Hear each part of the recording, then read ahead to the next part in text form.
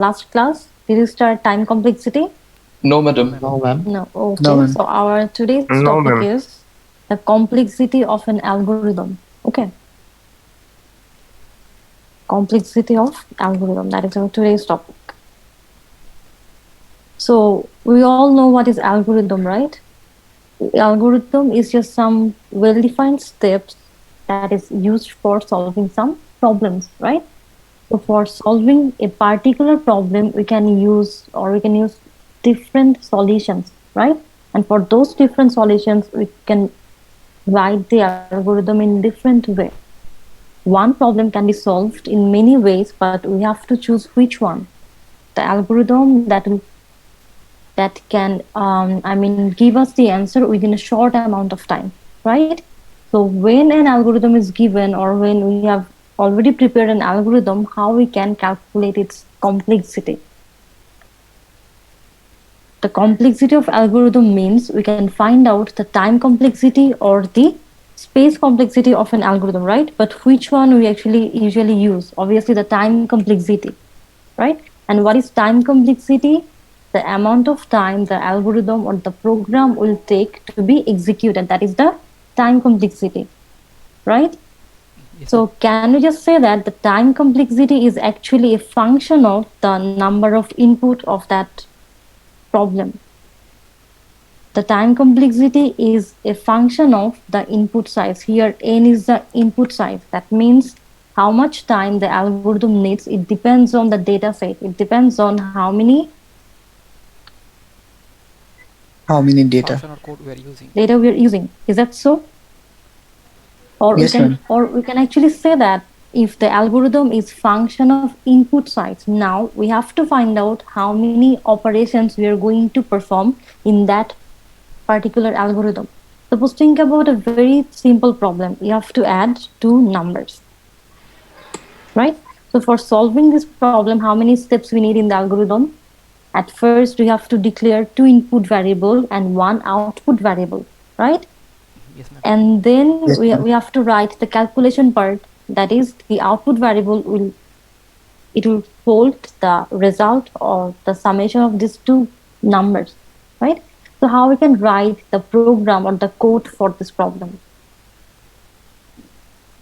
The problem is you have to add how many numbers? Two numbers. So at first we have to declare Three two variables. variable of integer type. Suppose we want to add some integer type data. Okay, so integer one variable is a and another input variable is b, and sum is the output variable, right?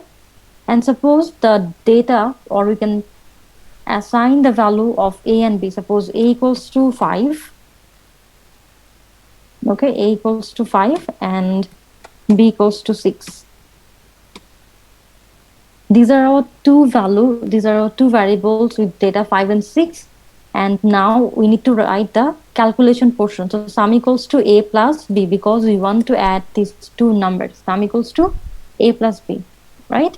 And what is the next step? After getting the result, after adding a and b, that value will be stored in which variable? In the variable sum. After that, we have to print it. So printf, and this sum is integer type variable, right? So the control string will be percentage %d, isn't it? And Yes, ma'am. for which variable Yes. we are using control string? For which variable? Some. Sum. Sum. That's why you have to write sum here. So that is our program, right? And now we have to find out what is the time complexity of this algorithm. We know that time complexity is a function of input size, and another thing is, for calculating the time complexity, we need to know how many operations need to be performed here. We have to count the number of operations, and these operation can be some arithmetic operation or some mathematical operation. That is, maybe we have to add some number. Suppose 2 plus 5 equals to 7, right? Or these operation can be some comparison operation. That is, we have to compare two different variables, such as a greater than b, right?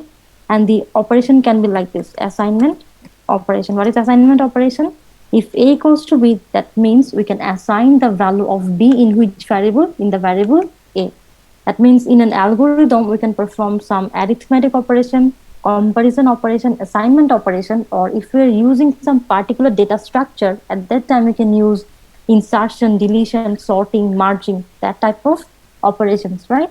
So for these algorithm, you have to identify which operations you're actually using here and how many operations we have to perform. Just try to identify which type of operations we have used here. You can see that there is an addition operation. Arithmetic and comparison? No. Assignment. Actually, comparison is not here. Yes. Arithmetic and assignment. Assignment. Very good. That means we are using two types of operator here. One is addition and another is assignment. Right? Now you have to calculate how many assignment operations will be performed. 2. Ma'am, 3. 3, madam, 3. Very good, 3. The first This one one. is a equals to 5. That means we can assign the value 5 to the variable a. And then b equals to 6. This is our second assignment operation. And the third one is after adding a and b, that result will be assigned to some variable. That means there are total 3 assignment operation. And how many addition operations are here? Only 1. That means the number of operation is 4. Right? And now we need something for representing the time complexity, right? How we can represent it? We can represent the time complexity by using big O notation. Big O notation. Okay, so for representing time complexity or space complexity, we use big O notation. And it is order of, now inside the parentheses, we can write the value. So what is the time complexity of this algorithm, of this program? Time complexity is the number of operations that the algorithm will execute. So how many operations are here? 4 operations. So can we just write the time complexity is order of 4? Yes, ma'am. Yes, ma'am. So the time complexity is order of 4. How many of you think that this is the correct result? The time complexity is order of 4. Or is there anyone who thinks different way that actually this is not the time complexity? It's not correct. Yeah, it's not correct. Very good. So why it's not correct? Look at this. Here we have how many input variables? 2 input variables, right? One is A and another is B. Okay, and if I change the value of A, suppose now the new value of A is 10 and the value of B is suppose 12, then what will happen?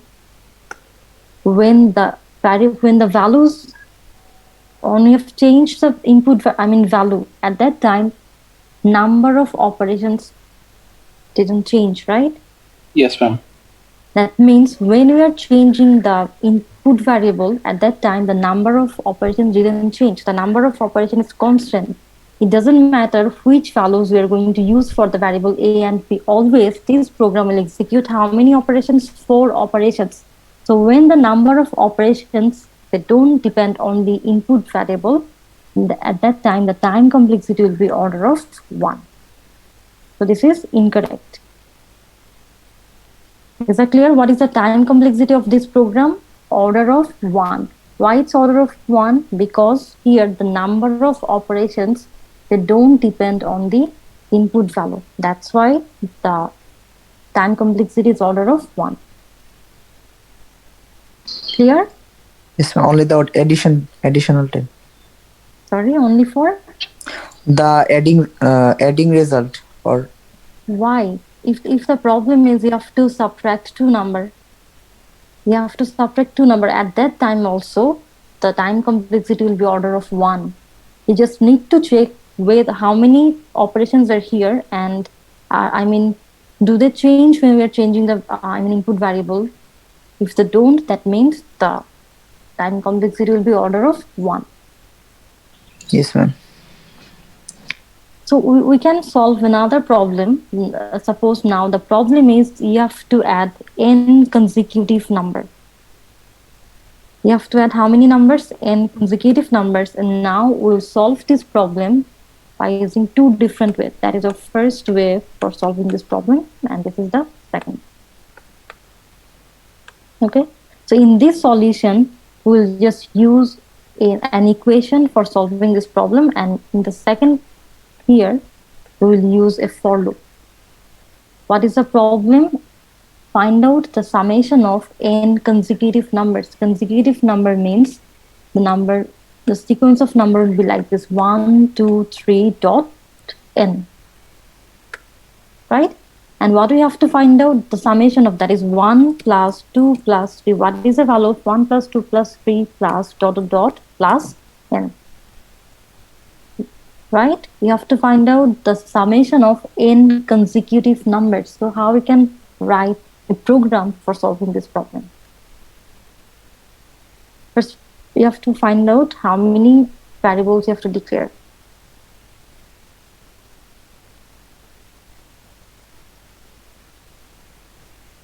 What is the problem? Add n consecutive consecutive numbers. N consecutive numbers, right? So how many variables we need here? Madam, Number ask n. for the number of Run the n, loop. Obviously, we need then take input manually. Madam, then we have to input manually n time because you can't use any loops. what I've said in this program. We will use the direct, equation. We know that if we have to find out the n consecutive number at that time, 1 plus 2 plus 3 plus dot dot dot plus n, there is an equation, right? And the value is n into n plus 1 divided by 2. This is an equation for calculating the value of the sum of n consecutive numbers. Maybe we learned those equations in our mathematics course, right? The summation of n consecutive number is n into n plus 1 divided by 2, and we're going to use this equation in this algorithm, in this program. The summation of n consecutive number is n into n plus 1 divided by 2. Suppose we want to find out the summation of 3 consecutive numbers. That means n equals to 3, right? So the first value is 1, the second value is 2, and the third value is 3, right? So 1 plus 2 plus 3 equals to 6. Now look at this equation. N into n plus 1 by 2. What is the value of n? 3. 3. 3. 3 plus 1, that is 4 divided by 2. So 3 into 4, that is 12. 12 divided by 2 equals to 16. 6. Okay? Yes, ma'am. Sorry, 6. Yes, ma'am. Right. So now we'll use this equation in this program. That means we need only 2 variables. One is input variable n and another is output variable, suppose result.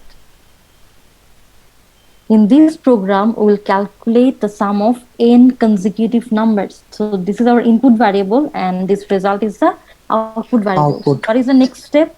We have to take the value of n. So we can use a scanf function, right? And n is integer type variable, so the control string is %d, and we are taking this value for which variable? N. So ampersand n, In. right? And now here we can directly just define the equation, that is result equals to n into n plus 1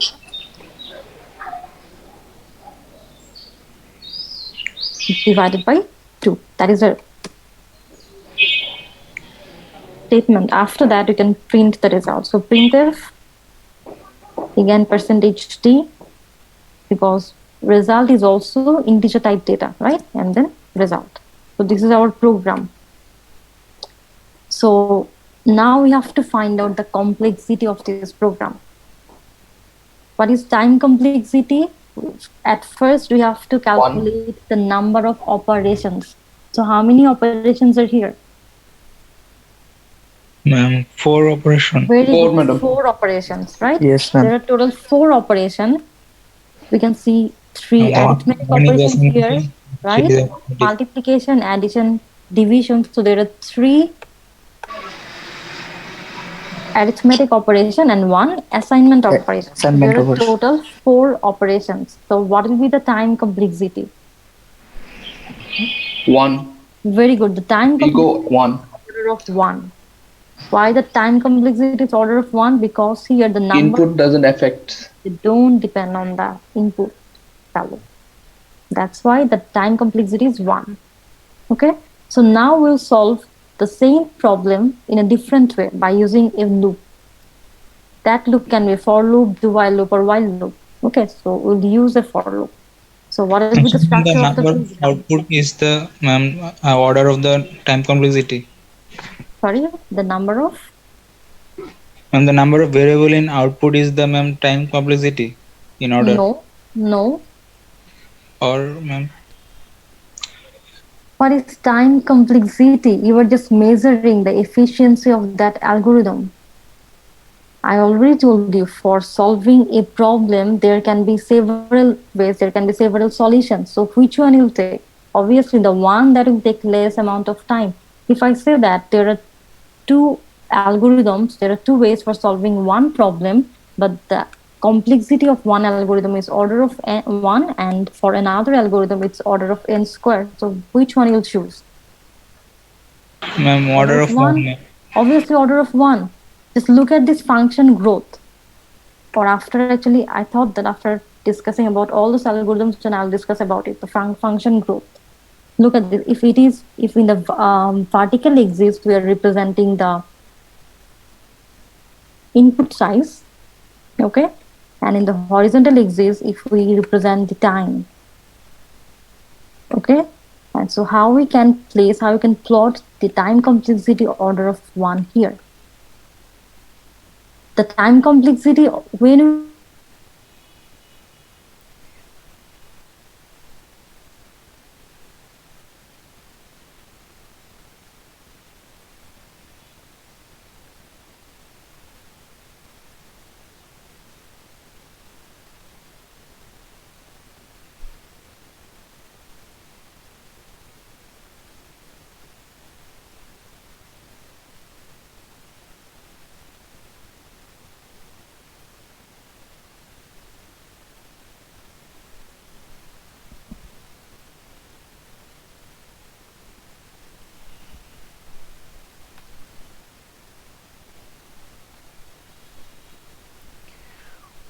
Where is my pen? Oh my god.